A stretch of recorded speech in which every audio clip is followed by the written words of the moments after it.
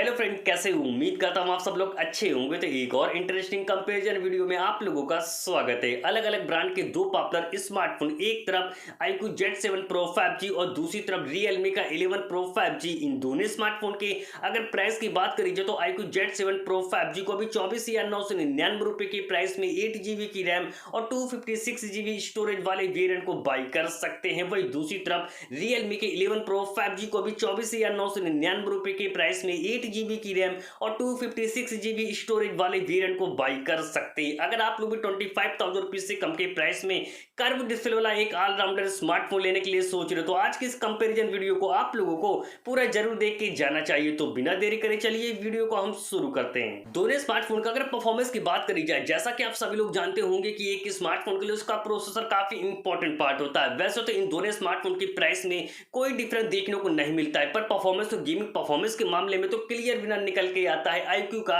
Z7 Pro 5G, क्योंकि iQOO Z7 Pro 5G MediaTek का Dimensity 7200 का प्रोसेसर देखने को मिल जाता है। वही दूसरी तरफ Realme के 11 Pro 5G में MediaTek का Dimensity 7050 का प्रोसेसर देखने को मिल जाता है। अगर परफॉर्मेंस वाली बात करी जाए तो इन दोनों स्मार्टफोन में से आप लोगों को iQOO Z7 Pro 5G में काफी बेटर परफॉर्मेंस देखने को मिल जाएगा। वही इन दोनों स्मार्टफोन के अगर अंततः स्कोर की बात करी जाए तो उसमें भी क्लियर विनर निकल के आता है iQOO का Z7 Pro 5G, क्योंकि iQOO Z7 Pro 5G का जो अंततः स्कोर निकल के आता है वो 7,13,000 निकल के आता है। वही दूसरी तरफ Realme के 11 Pro 5G का जो अंततः स्कोर निकल के आता है वो 5,37,000 निकल के आता है। अगर आप लोग भी इन दोनों में से किसी स्मार्टफोन को खासकर गेमिंग के लिए लेने के लिए सोच रहे हो तो इन दोनों स्मार्टफोन के GFX स्कोर यानी गेमिंग स्कोर को जानना बहुत ज्यादा जरूरी है। जब इन दोनों स्मार्टफोन में 30 मिनट तक गेम को प्ले किया गया तो iQOO Z7 Pro 5G का जो गेमिंग स्कोर निकल के आता है वो 5,500 निकल के आता है। वही दूसरी तरफ Realme के 11 Pro 5G का जो गेमिंग स्कोर निकल के आता है वो सिर्फ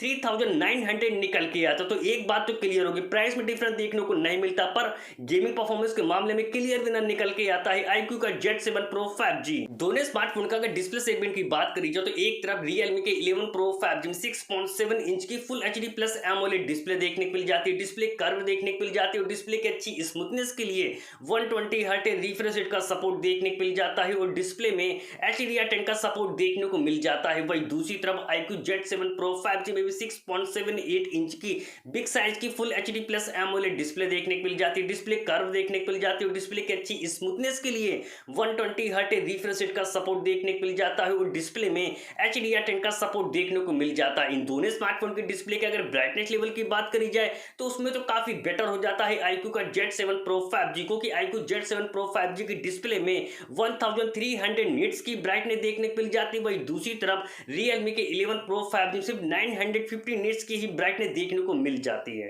दोनों स्मार्टफोन का अगर कैमरा सेगमेंट की बात करी जाए तो कैमरे के मामले में थोड़ा बेटर हो जाता है Realme का 11 Pro 5G, क्योंकि Realme के 11 Pro 5G में 100 मेगापिक्सल का मेन प्राइमरी कैमरा मिलता है, जिसका अपर्चर f1.75 अपर्चर देखने को मिल जाता है। बाकी का दूसरा कैमरा 2 मेगापिक्सल का मिल जाता है विद LED फ्लैश लाइट के साथ और कैमरे में OIS का सपोर्ट देखने को मिल जाता है। वही दूसरी तरफ iQOO Z7 Pro 5G के भी बैक में डुअल रियर कैमरा सेटअप देखने को मिल जाते हैं। 64 मेगापिक्सल का मेन प्राइमरी कैमरा मिलता है, जिसका अपर्चर f1.79 अपर्चर देखने को मिल जाता है। बाकी का दूसरा कैमरा 2 मेगापिक्सल का मिल जाता है विद LED फ्लैश लाइट के साथ और कैमरे में OIS का सपोर्ट देखने को मिल जाता है। सेल्फी कैमरे की अगर बात करी जाए तो सेल्फी के मामले में तो ये दोनों स्मार्टफोन बिल्कुल एक जैसे, क्योंकि दोनों स्मार्टफोन में एक जैसा मेगापिक्सल वाला सेमी अपर्चर का सेल्फी कैमरा देखने को मिल जाता है। एक तरफ iQOO Z7 Pro 5G में भी 16 मेगापिक्सल का सेल्फी कैमरा देखने को मिल जाता है, जिसका अपर्चर f2.45 अपर्चर देखने को मिल जाता है। वही दूसरी तरफ Realme के 11 Pro 5G में भी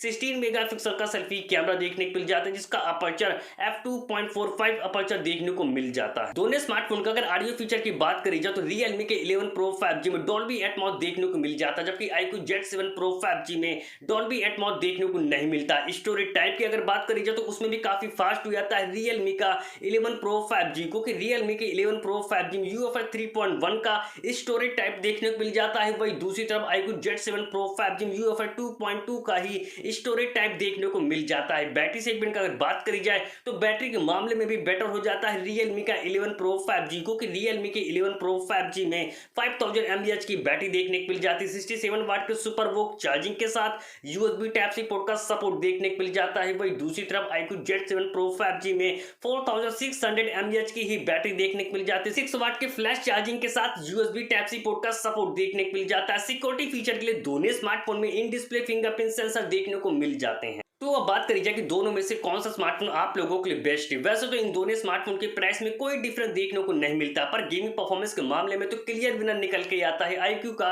Z7 Pro 5G। डिस्प्ले की क्वालिटी दोनों स्मार्टफोन काफी बेटर देखने को मिल जाती है, पर एक एडवांटेज आप लोगों को ज्यादा देखने को मिल जाता है। iQOO Z7 Pro 5G की डिस्प्ले में ज्यादा ब्राइटनेस लेवल का सपोर्ट देखने को मिल जाता है। कैमरा वाइज अगर बात करी जाए तो दोनों स्मार्टफोन में इतना ज्यादा डिफरेंस देखने को नहीं मिलता है, खासकर कैमरे को लेकर। तो मैं आप लोगों को रिकमेंड करता हूं कि आप लोग 25,000 रुपीज से कम के प्राइस में iQOO के Z7 Pro 5G को ही बाई करें।